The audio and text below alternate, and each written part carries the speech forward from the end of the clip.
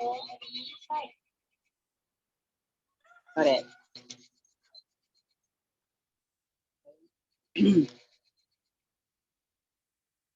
Oh, wait lang.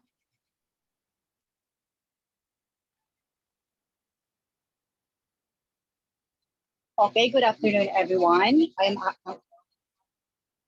am audible.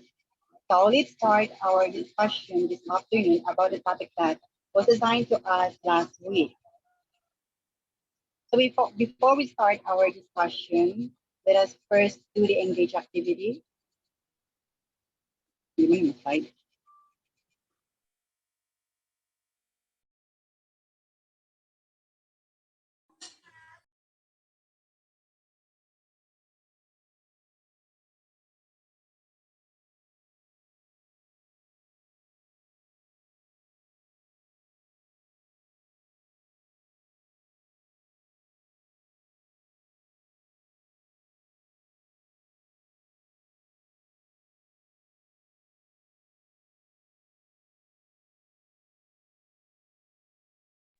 So before we proceed to our discussion about the topic, let us first do the engage activity with a title, Guess It. So we have a sample picture here about the world map, which has a blue and red color of region. So the first question is, what or what region or group of countries does this blue region belong is? You can answer or you can raise your hands or comment in the chat box about your answer.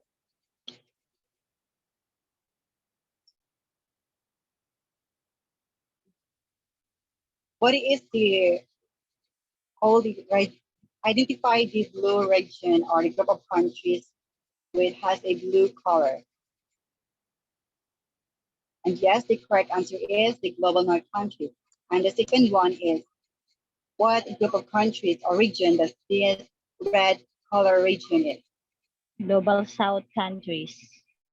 Yes, correct. It's a global south country.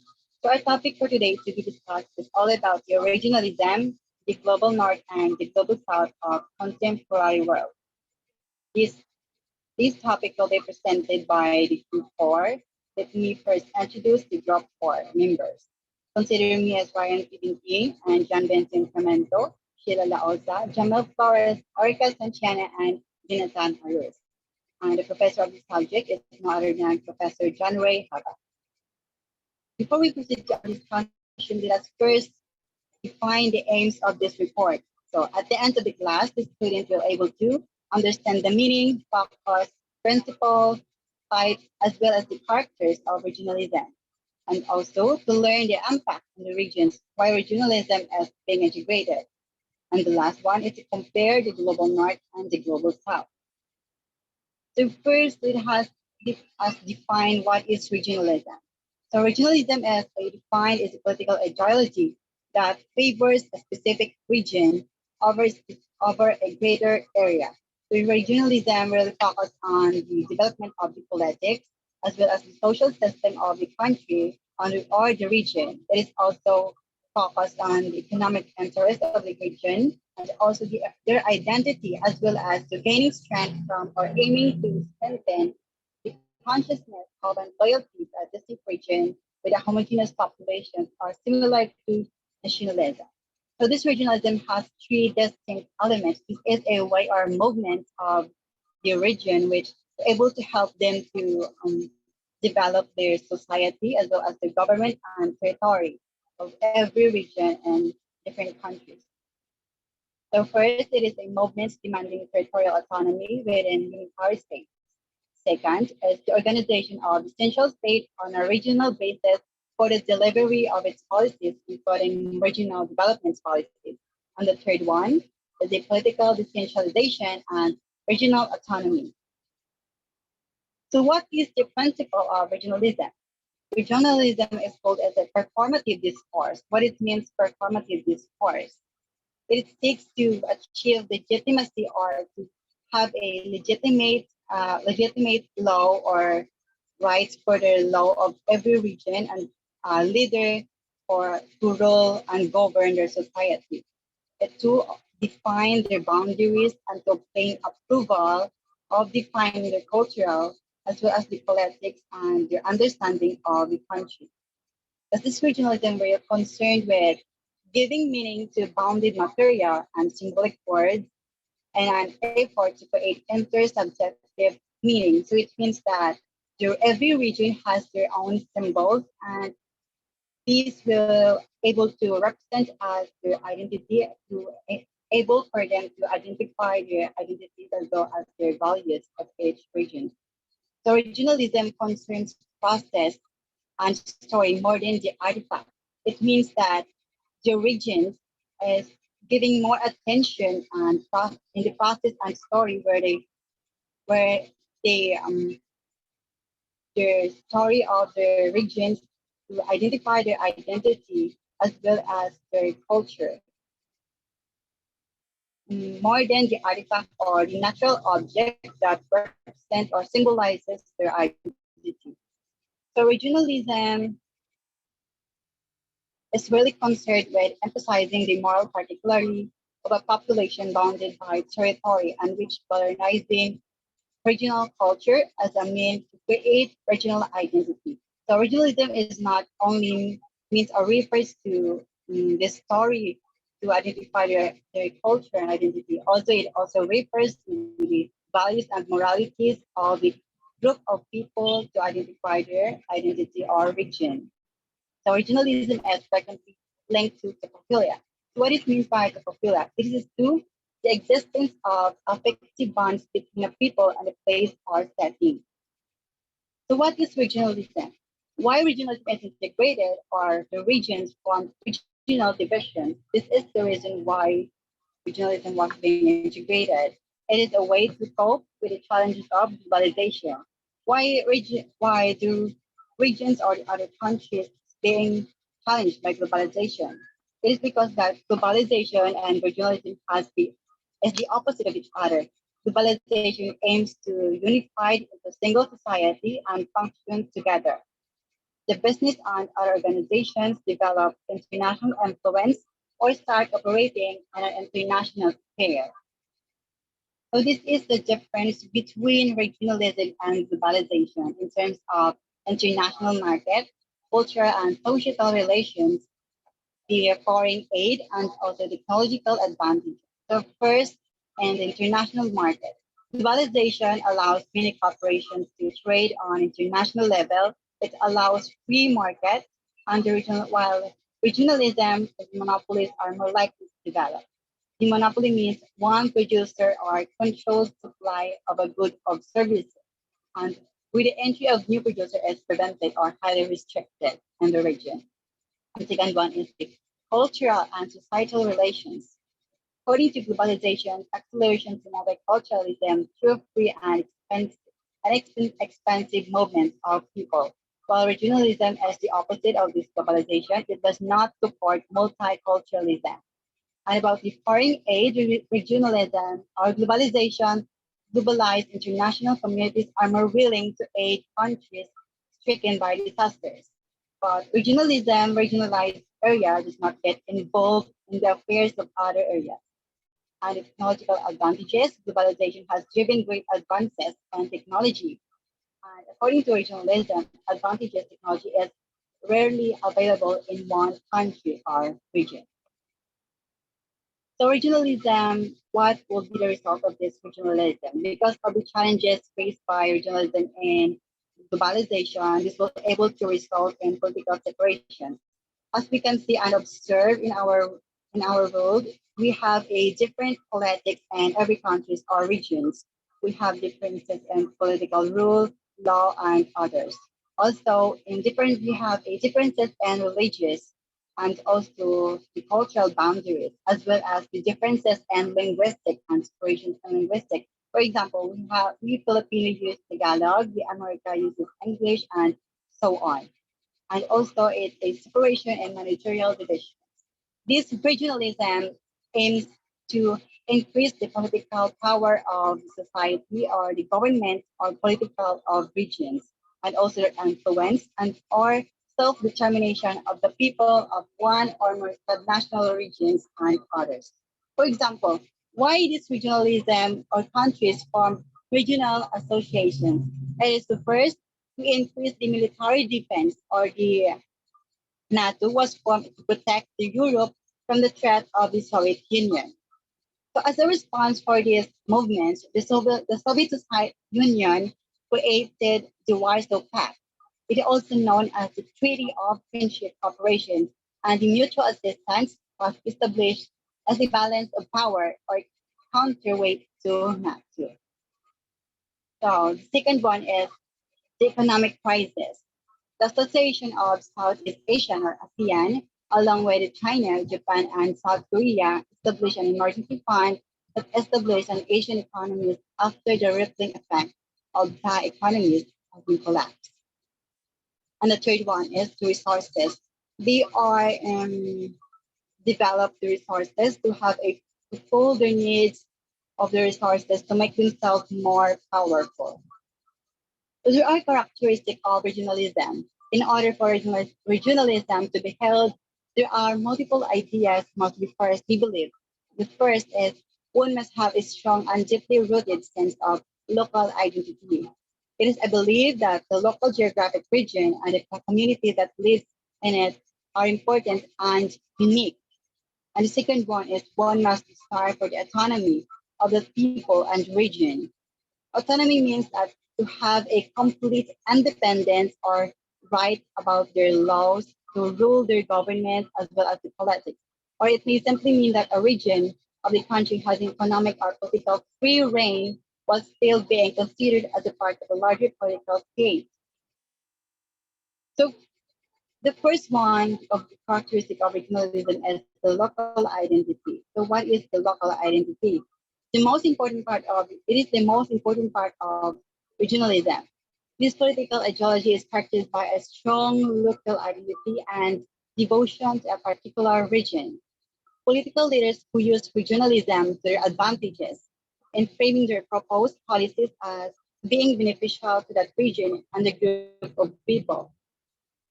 It may assert that other regions of the country are attempting to exploit the local region. This will unite the people in protection of that region, even if the protection comes at expense of the larger state. The second one is the autonomy. Once a firm local identity has been created, the next step is to push for the autonomy of the region and of the people. This means they are pushing themselves to have a right or the legitimate rights for the law to govern their own society as well as their government. This does not necessarily mean the independence of that region, but the autonomy can be economic or political. A regional political party is not automatically a form of regionalism. It may be part of a larger or national political party, and also it might not be interested in greater regional autonomy, but instead it may promote local agendas that are not related to regionalism in any way. So it refers to the organization of nation states and to regions and our cooperative groups within geographic proximity. So I am done with my report. So let us proceed to the another reporter.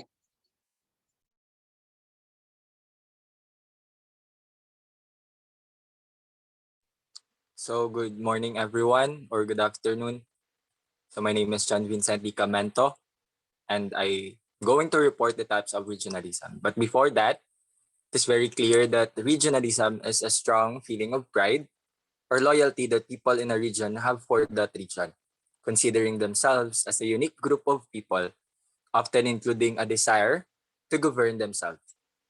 So now let's proceed to the types of regionalism. In a country, regionalism can emerge at different levels. Some forms of regionalism might group as several regions. Others will occur in a specific state or even be localized in a small area within one region. Although the concept of regionalism typology overlaps, states are generally considered as the unit for developing the many varieties of regionalism. On that basis, there can be three primary types of regionalism. So first and foremost, next slide please. So the first type of the regionalism is the superstate regionalism. The first sort of regionalism, which expresses the collective identity of numerous states, may be referred to as supra-state regionalism. In this regionalism, a group of states band together to adopt a unified stance on a matter of shared concern with another group of states, or occasionally against the Union. The collective identity created in this way is unfavorable and is centered on a particular topic or issue. It doesn't represent a long-term fusion of state identities with a common identity. Even occasionally, intergroup rivalries, disputes, and tensions may continue alongside their collaboration. So some examples of supra-state nationalisms include the efforts of Eastern European states to curb the almost insurmountable influence of the Western European countries of the European Union have resulted in a disjointed economic policy. And another one is the various efforts of Latin American countries to work together to gain more influence than they could if they had worked alone. Next slide. So the second type of regionalism, which is the interstate regionalism. The interstate regionalism, which overlaps with provincial territories and pits the identities of one or more states against one another. It is the second type of regionalism that can be identified. It is likewise a problem specific. The problem is brought up because it undermines their interest. So the best example of this type of regionalism is the breakup of Yugoslavia as a major example of the interstate regionalism. Bosnia and Herzegovina, Macedonia, Serbia, Croatia, Slovenia, and Montenegro are the 6 minor states that made up the former Yugoslavia, an area in Eastern Europe. Each of these smaller states accused the others of trying to usurp power, which was the main cause of disputes between them. When the Soviet Union and Ottoman Empire came apart, the external forces that had united these regions periodically succeeded to form their own republics. So next slide. Okay, the last type of the regionalism, which is the intrastate regionalism. The third sort of regionalism is intrastate regionalism, which is viewed favorably because it refers to a section of the state that works towards self-identity and self-development. In negative words, it works against the states and the country's overall interest. Next slide.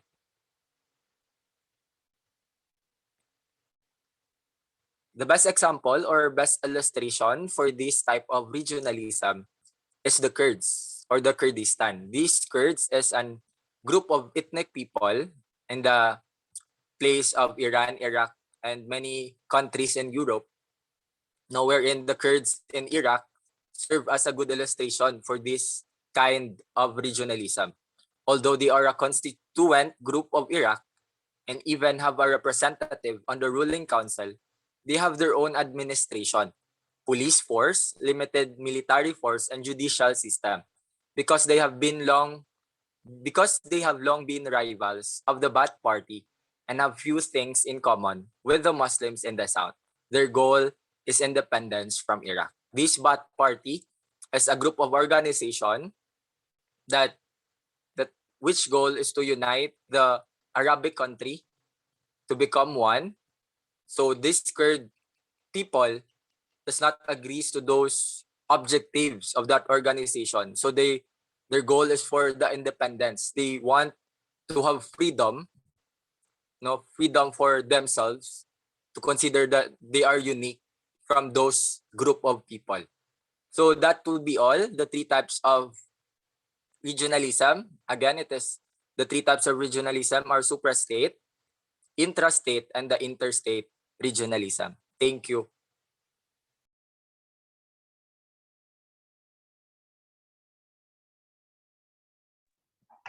What are the merits of regionalism? Since regionalism is a political ideology that only favors a specific region, its impact may affect the entire society or just a segment of the community. Regionalism can impact a region's economy, through various ways.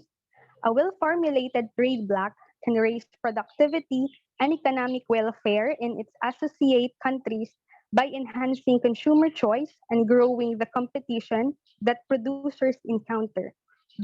Dropping tariff barriers expands markets and gives more efficient producers access into states where their prices had been exaggerated by duties and other trade barriers. Economic growth is hampered by geographic division between nations, insufficient infrastructure, and ineffective policies. By connecting the markets for goods and services, regionalism enables nations to get around these expensive divisions, allowing the movement of people, ideas, energy, and goods. However, it is important to note that trade blocks easily add up instead of removing distortions and trade efficiency. Next slide, please.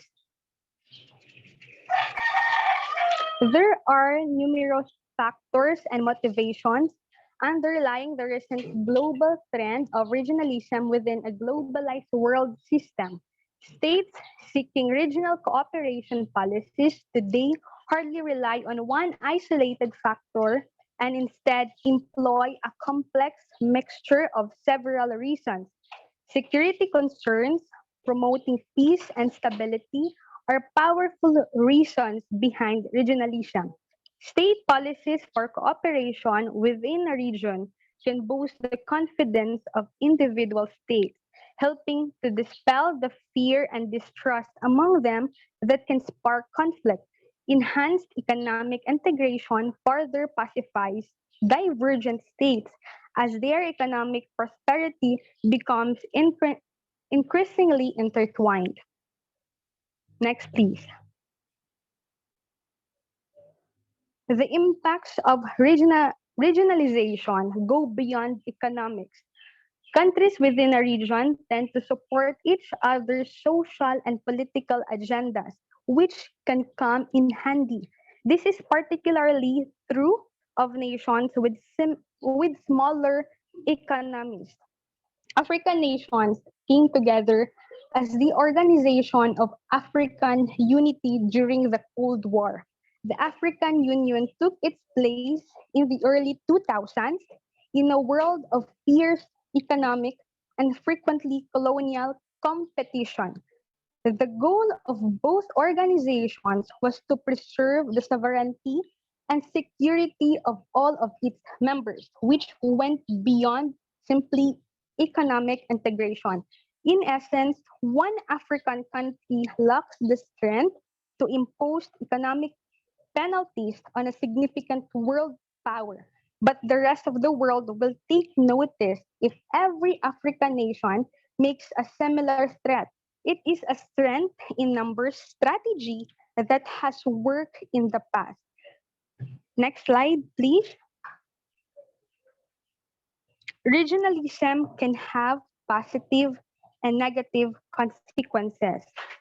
Regionalism has also a positive impact on competition and market expansion due to the effect of declining costs leading to the existing supply of cheaper goods. It encourages people to develop a sense of brotherhood and oneness which seeks to protect the interests of a particular region and promotes the welfare of development of the state and its people. It might promote local development, protect the local cultural manifestations, and bring favorable conditions to certain regions that might have been historically relegated by the national administration. Promotes a sense of pride in connecting to one's roots and culture. It has been noticed that often regional movements have helped the art and culture of many neglected regions to flourish by increasing their exposure through local emphasis, have a building block for global integration, reap other non-economic benefits such as peace and security. The negative impact it can have, but any deflection of trade. when originally cheaper foreign imports are replaced by more expensive domestic production. It can weaken the national identity and arise passionate divisions between members of the same society. It might also prevent local politicians from recognizing the importance of certain national issues or those in other regions. Countries may have different preferences on priorities for regional integration depending on their connectivity gaps, economic geography, or preferences for sovereignty and specific areas. Lack of adequate complementary policies and institutions may lead to inefficient outcomes. For instance, policy barriers at the border may offset the gains transport infrastructure cooperation. It creates winners and losers, notably within countries. Policies and institutions are needed to ensure that regionalism is inclusive and social. Environmental governance risks are managed.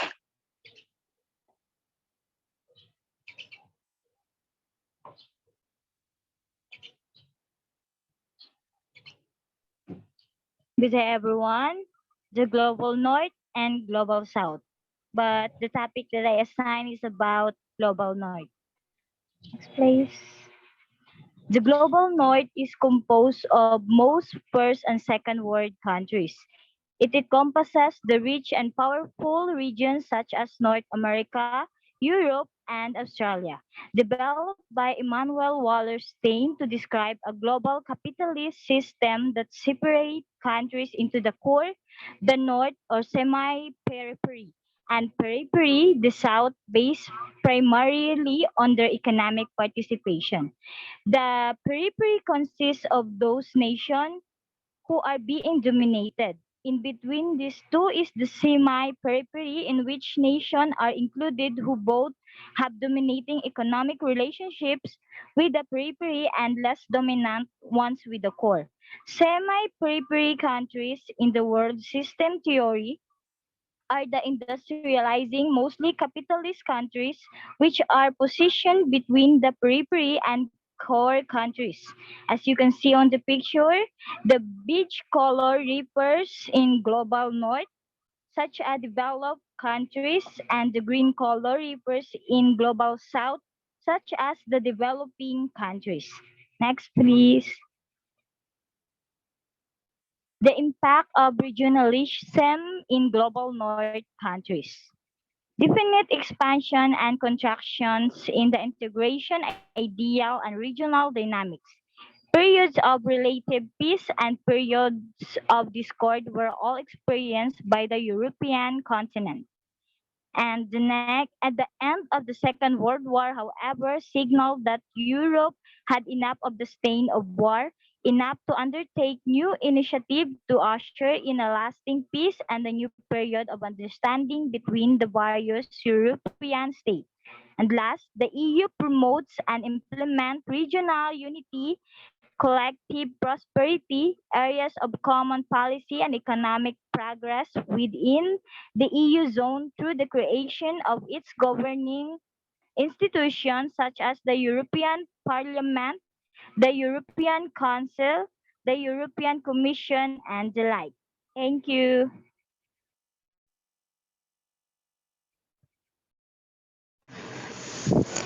Next is Global South. The phrase Global South refers broadly to the regions of Latin America, Asia, Africa, and Oceania. It is one of a family of terms including third world or periphery that denote regions outside Europe and North America. Mostly, though not all, low income and often politically or culturally marginalized, the use of the phrase Global South marks a shift from a central focus on development or cultural difference towards an emphasis on geopolitical relations of power. From its earliest days, sociology had concepts for describing global difference, from Auguste Comte and Herbert Spencer to Emil Durkheim and Lester Frank Ward, sociologists discuss social progress by drawing broad distinction between advanced and primitive institutions and societies. They located the primitive both in the past and in the colonized world of their own day. From the 19th to From the 15th to 19th century, empire and colonization had brought a flood of information about other societies to the intellectuals of Europe and North America. The societies identified in early sociological texts as the most primitive were the Sun people of southern Africa, the indigenous people of Tierra del Fuego, and the Aboriginal people of Australia. It is no accident that these were three of the southernmost population known to European colonizers. They were literally the most distant. Thus, European colonial expansion provided the historical context that underpins the way we use these terms now. Next slide, please. So here are the characteristics of a global south. Global South is composed of third world and developing countries. It is poorer and less developed than Global North. South countries have suffered many economic crises. Next, South countries have a difficult time importing and accessing world markets because the majority lacks navigable rivers or efficient roads and rail networks. This is a major disadvantage because this affects the cost of importing things that are necessary and the countries can't afford the cost to import them. Next, South countries have not advanced technologically. Technologically. They have to depend on corporations from the north. Maybe South countries can't advance because of lack of resources, so they have to turn up to corporations from the north. This also means South countries can't advance because the North corporations focuses on their problems and don't care about the South countries' problems. Next slide, please. So here are the countries in Global South. In in Latin America, we have Belize, Costa Rica, Cuba, Dominican Republic, El Salvador, Guatemala, Haiti, Honduras, while in Africa we have Nigeria, Egypt, South Africa, Algeria, Morocco, Kenya, Ethiopia, Ghana. While in Asia